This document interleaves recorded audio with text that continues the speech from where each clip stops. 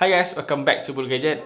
So video kali ini aku nak share kat korang tips untuk beli iPhone second hand. Sebagai rakyat yang marhain macam aku ni, aku lebih kerap untuk beli iPhone yang second hand berbanding dengan iPhone yang barulah.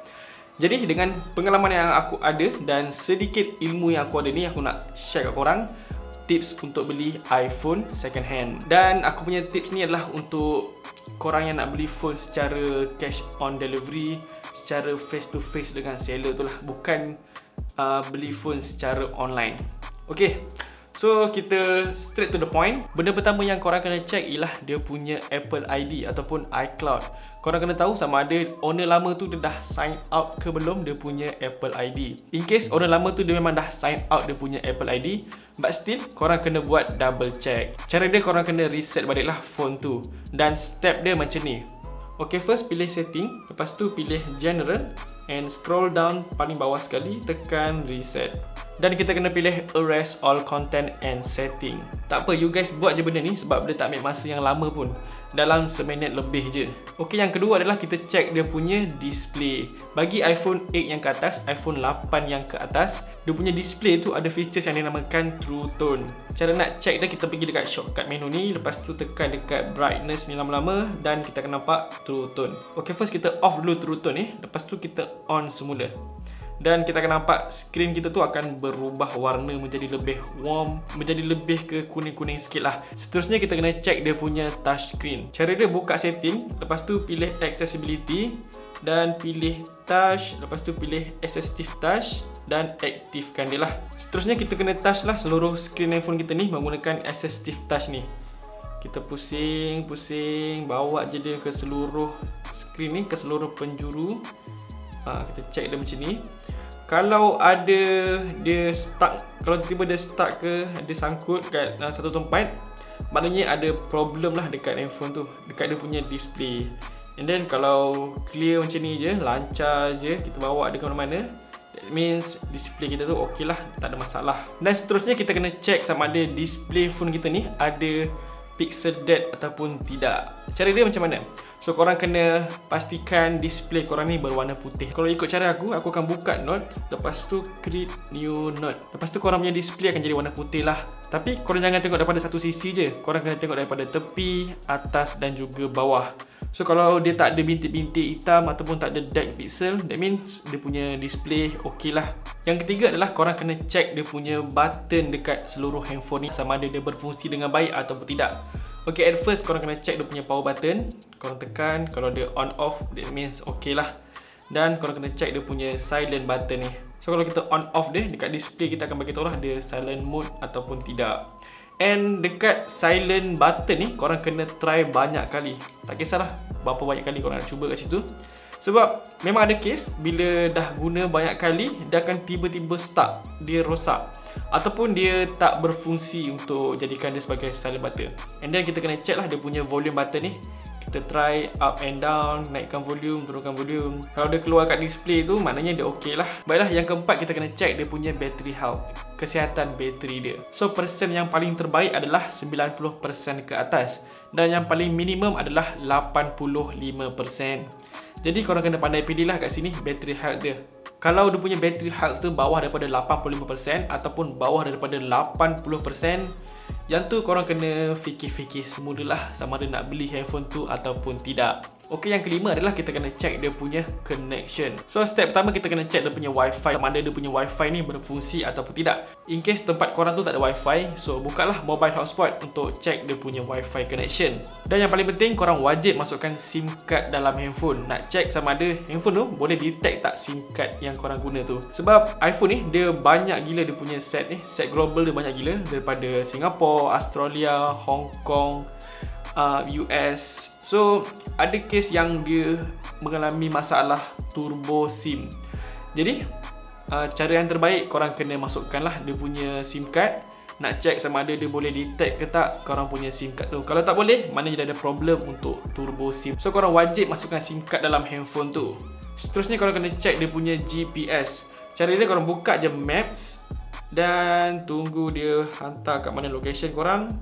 And kena pastikan yang dia menunjukkan kat mana yang korang berada sekarang lah. Jangan pula kau dekat Shah Alam, buka map tiba-tiba kat Kedah. Itu bahaya lah tu. Okay, bila dah bagi tahu kat mana korang berada, lepas tu you guys cuba gerakkan iPhone tu. Kalau dia punya penunjuk arah tu bergerak sekali, that means dia punya GPS okey lah, dia punya map tu berfungsi dengan baik. Maps ni adalah satu benda yang sangat penting lah untuk kegunaan harian. Baiklah, yang keenam adalah korang kena check dia punya speaker dan juga mikrofon dekat iPhone tu. Cara dia adalah dengan buat panggilan. Kalau aku lebih suka call seller tu sendiri.